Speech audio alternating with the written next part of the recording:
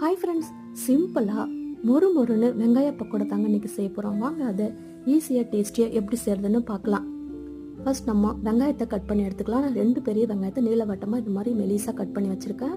அதில் ஒரு விரல் சைஸ் இஞ்சி பொடிசாக கட் பண்ணி சேர்த்துக்கோங்க. பொடிசாக கட் பண்ண கருவேப்பிலை, பொடிசாக கட் பண்ண பச்சை மிளகா, பொடிசாக கட் பண்ண கொத்தமல்லி சேர்த்துக்கோங்க. 1 ஸ்பூன் சில்லி பவுடர் சேர்த்து இது நல்லா பெசரி விடுங்க. எல்லா பக்கமும் நல்லா கலந்து பெசரி விடுங்க இந்த மாதிரி. இப்போ இதில் 1 ஸ்பூன் அரிசி மாவு, 2 ஸ்பூன் கடலை மாவு சேர்த்துக்கோங்க. தேவையான அளவுக்கு உப்பு சேர்த்துக்கோங்க. கொஞ்சமாக பெருங்காய பொடி சேர்த்துக்கோங்க. சேர்த்து விட்டு இதையும் நல்லா மிக்ஸ் பண்ணி விடுங்க.